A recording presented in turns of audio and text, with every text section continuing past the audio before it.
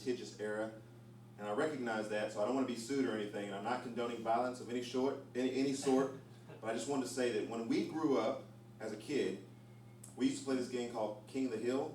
I don't know if you guys remember that.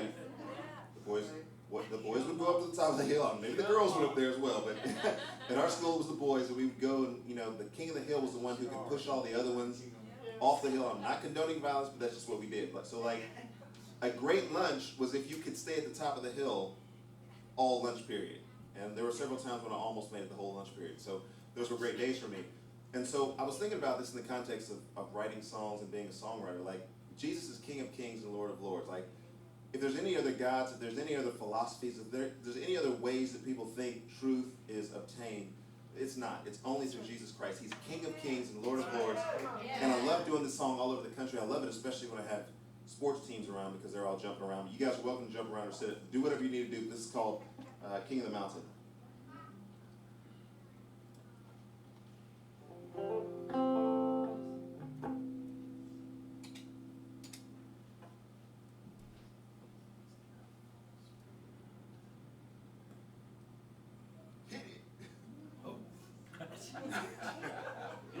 It's on the track. I've got the picture. The picture's great. Our track jam? Oh, you're talking to him? Yeah. Okay. It was one of these microphones over here. It's no signal. Found it. There it is. Ready? Yeah. Crank that thing up, man. Put people to sleep on this thing. Jesus, King of Kings and Lord of Lords. Yep, go down.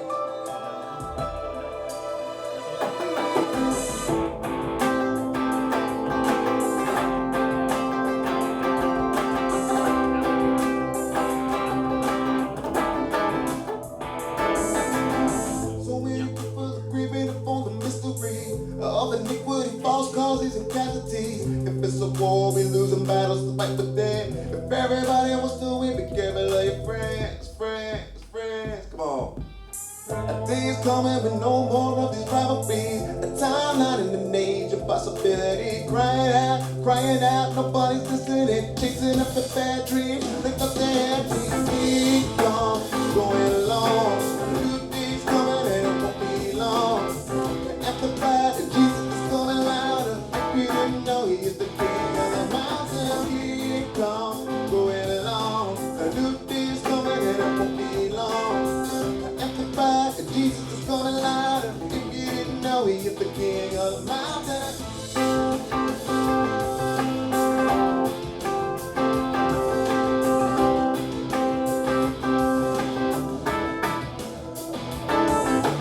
Hey, seems like everything is going crazy. But is it possible that maybe prayer time is getting lazy? Don't hate me, cause I'm just saying, Gene, we need to pray more, right? if we really wanna change things, it ain't working to make things Jesus, yeah, he saved me, and he changed me, cause he's the King of the mountain. Keep on going along, a new thing's coming and it won't be long. Amplified, Jesus is coming louder, if you didn't know, he's the King of the mountain. Keep on going along, yeah, a new thing's coming and it won't be long. Amplified, Jesus is coming louder, if you didn't know, he's the King of the mountain. I can see clearly now. He knows what he's talking about. Yeah, oh. And when life was strikes, it won't have time to think twice. No. So many things that I can do. Tell my family, tell my crew. I ain't taking days off now. I ain't taking no loss. It's all a matter of living life with another boss. Jesus won the victory up on Calvary's cross. Hey, we gotta stay in the struggle. Won't get distracted by our first world problems. We doing the impossible. The mission is made possible. Suspect probable for sharing the gospel.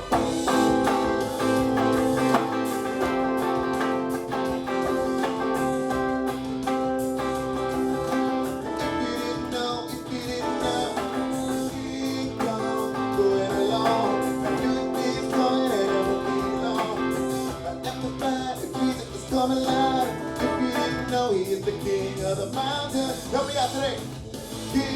mountain. Let me hear you CSMI. King of the mountain. Yeah, yeah, king of the mountain. Let me hear you guys. Hey, hey, king of the mountain. King of the mountain. Yeah, yeah, king of the mountain. If you didn't know, he is the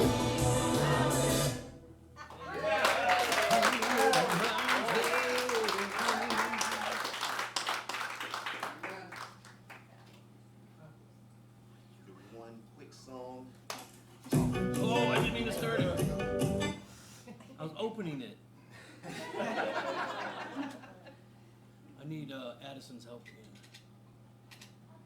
Do you need Addison's help? I'll be your eyes. Oh, slide that way just a second. I'll duck. I got it.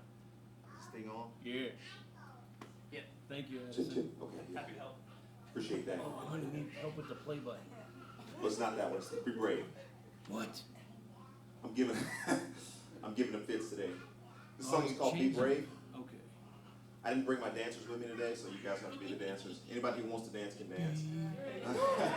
The last time I did this, I was at the University of Florida, and all the college kids got up on stage and danced. So you guys are welcome to come up and dance. You're welcome to, exactly, add your own dance moves to it. Kids, you're welcome to come up and dance. Yeah, stop it. This song is called Be Brave. This is our latest release. Yeah, that's it. That's all it is. No audio with it. I got that. Okay. It's good. I'm giving them fits over there. You trying to do? Oh, that's fine. That's awesome. So we wrote this song in. Am I left or right? We wrote the song a couple of years ago, and I think we did this at the National Impact event. And I did the acoustic version of it. I said, we're about to go to the studio and we're about to record this song. This is probably the only electronic dance song that my wife has said that actually sounds better like that than what you did on the guitar. So yeah, we wanted to amp it up this year. We know it's been a discouraging year for a lot of people for a lot of reasons. But God is still on the throne. We released this in January because we were feeling like we were coming in this year and just asking God's people to once again hope in who He is, once again trust in the power and the sovereignty of God, and to be brave as we go into this year. We don't know what the challenges are going to be. We never know, right? We never know what we're going to face, but we know the Lord is going to be with us when we face it. So be brave. This is the song. It's got some choreography to it, but the dancers are not here today, so we'll just do the best we can with what we have. You guys come on in.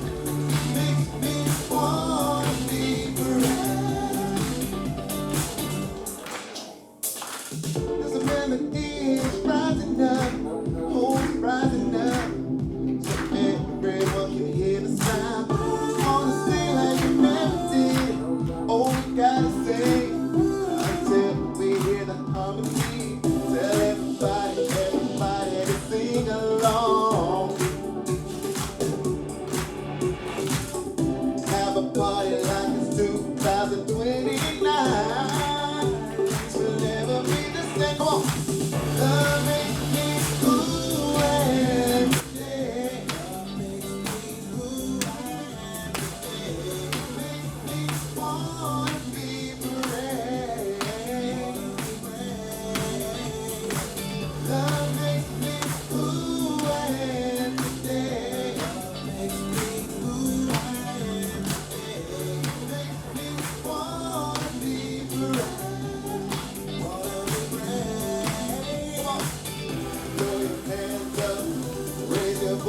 come on. The power of the Spirit moves.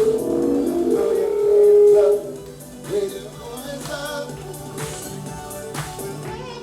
Sing, yeah. Yeah.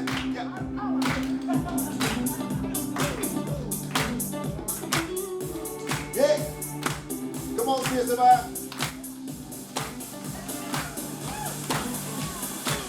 Love makes me who I am today. Love makes me who I am today. Makes me want to be brave. Love makes me who I am today. Love makes me who I am today. Makes me want to be brave. Want to be brave.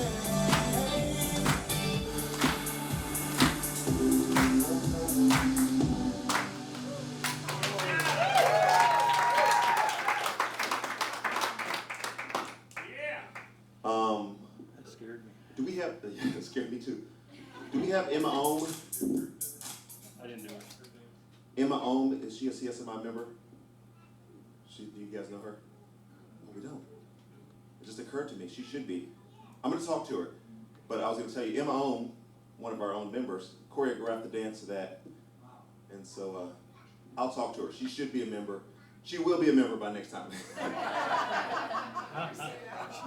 So, again, my team has worked very hard on the production, the videos, everybody that's doing different things out there. I want to really quickly talk to you about, I'm going to do one more song, then I'm going to get out of the way and catch my breath. But, man, last year was, I think, a challenging year for everybody, right? We had to adjust and do some things and change some of our perspectives and ways of thinking about things. I just came from a pastor's conference in Louisville, and I told him this is probably one of the greatest seasons and opportunities that we've ever had. At least in my lifetime it is. When the church has the ability and God's people have the ability to take the circumstances as they are given to us and say, yeah, but behind all of that, there's change that's happening. Behind all of that, there's change that's coming. In the midst of all of that, God is rearranging the deck, and now He's giving us a new opportunity. And so we've really just kind of faced this last year thinking that where there's opposition, there's opportunity. Where there's opposition, there's opportunity. And so we came to, like many people, we were literally traveling. I was on a 21-day tour. It's the longest domestic tour that I've done. And we were finishing up in Texas, and everything had started shutting down. Well, I was flying out from Texas and going out to Utah for the next week, and everything kind of already started shutting down. And as we were kind of looking at our schedule of things that we were going to be doing out in Provo and Salt Lake City, like all of our dates started getting canceled. And I know that, you know, touring artists and different people kind of are having that sinking feeling of like, oh, there's that date. Okay, maybe everything is going to be okay by this date. Well, everything's going to be okay by this date. It's like, okay, all right. Well, let's adjust. And, you know, I had a lot of people who reached out to me, God bless them, and they were just like, you know, we know that you make a living and feed your family by you touring. There's no touring. And so we had some people that literally reached out to us. They were angels that God sent to us and just said, hey, we wanted to care for you. You've been on our heart. Like, I didn't approach them. They approached me and said, we've just been thinking about you and praying for your family. You know, here's a little something to help you get through this time. And so that was really cool. The Lord sustained us during that time, and I just want to thank all of you for being praying people and being people who are vigilant to just sense needs. Like, we didn't go to anybody and say, hey, we need this, or we didn't even know what we needed. Like most people, we didn't even know what was going to happen.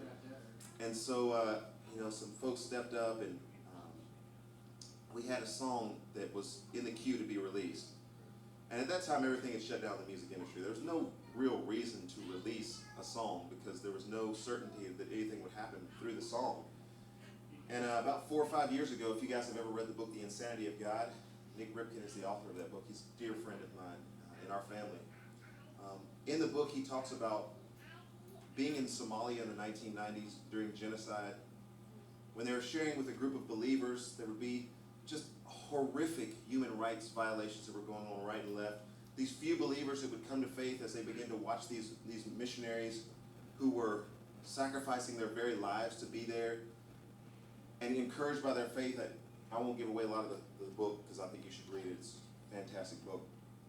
But on one of the occasions there were about 5 or 6 Muslim background believers who were there, who had come out of Islam. And they're gathered together to take the Lord's Supper.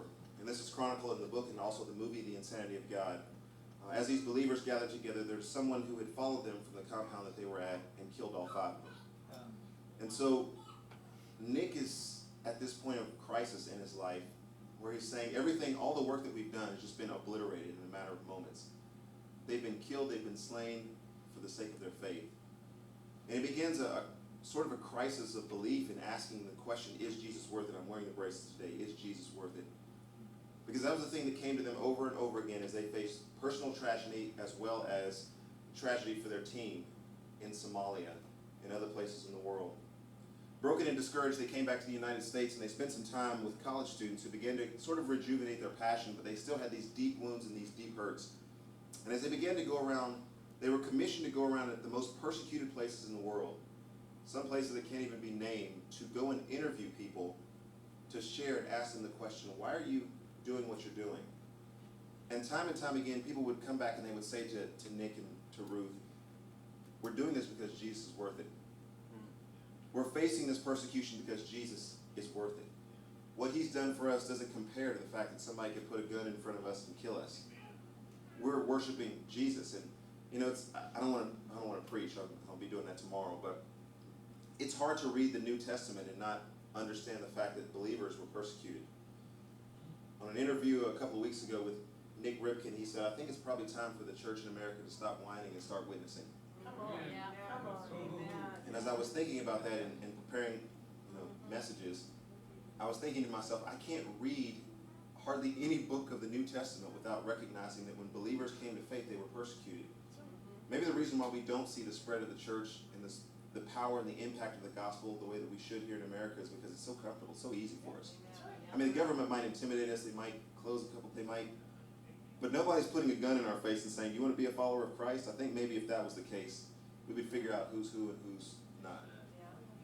Not saying that we have to go through that, but just asking ourselves a question. One of the things that Nick Ripken has said to me is that maybe I'm spending a little bit too much time with you, Erskin, because you're starting to talk like me. Probably. One of Satan's greatest tactics is to try to use persecution to silence the witness of the church. The intimidation, the persecution, so that believers don't share their faith. Well, obviously, that hasn't worked, and that's not going to work, because the power of the gospel is stronger than that. But one of the greatest things that Satan has also done is he's taken believers like ourselves, ourselves, in places of freedom where we can freely share the message, and he silenced our witness.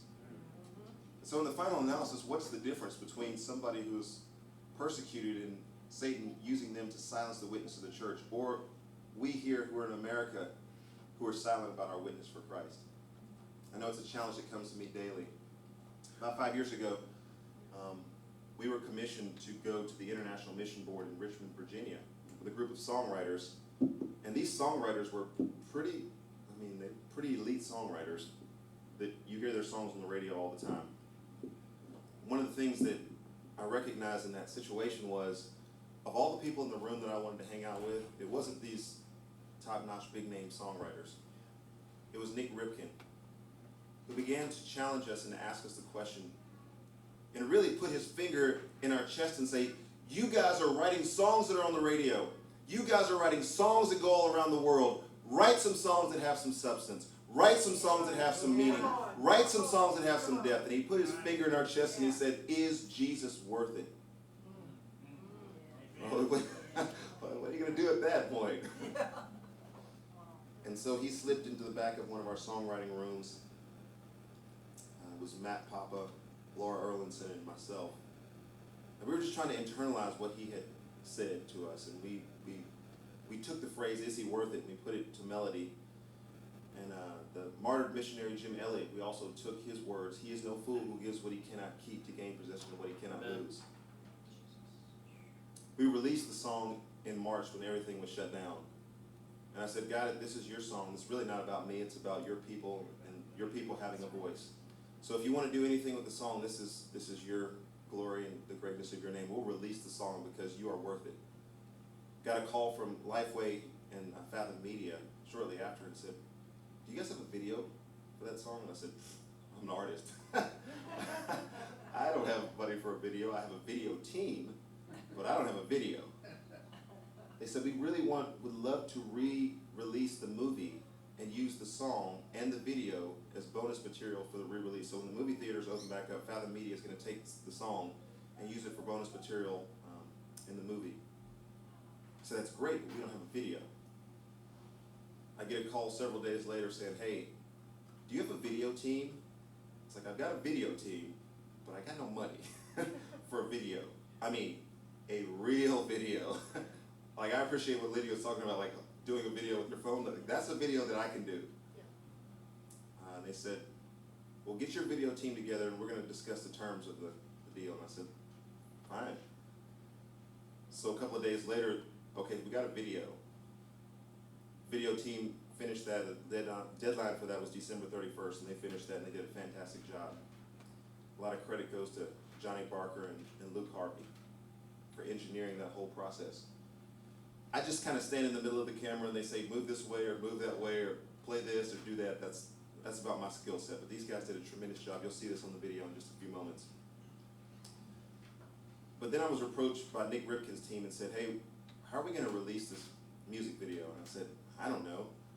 I mean, I guess we could do a little of this and do a little of that and pay for some Facebook ads. And he said, we should really release this, like really release it. And I said, well, I actually do have a PR firm that I work with, but they're pretty expensive, and maybe I can scrounge up enough money so that we can, maybe negotiate something that we could work with them.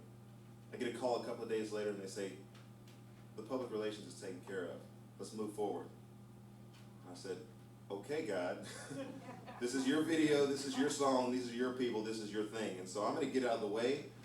I'm going to try to sing the song to the best of my ability. My video team and everybody around has done such a tremendous job. I think it would be a disservice not to mention them and the sacrifice and the hard work they put in for the sake of the persecuted church. Is he worth it?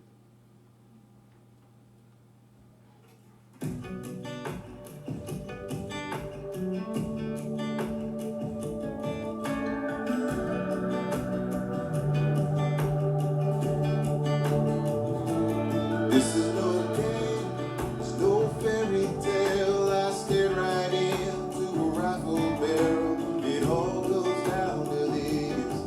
Is he worth it? This is no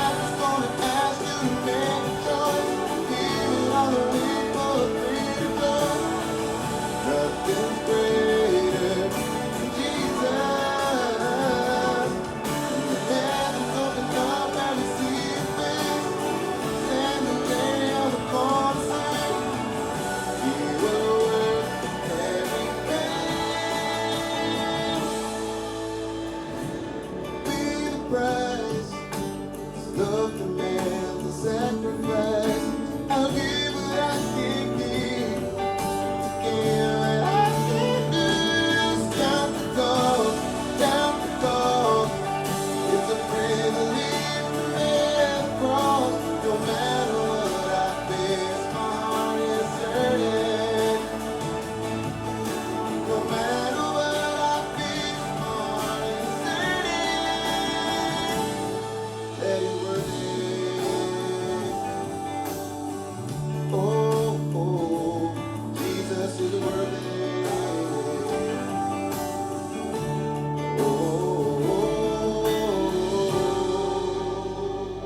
Hallelujah. Yes, Lord. Yes, Lord.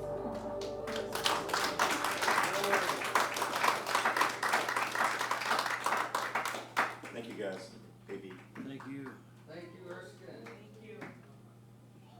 We're gonna take our lunch break, and I recommend the restaurant next to this place. So we will convene again at 1 o'clock. God bless you all. Have a great lunch. Amen. Choose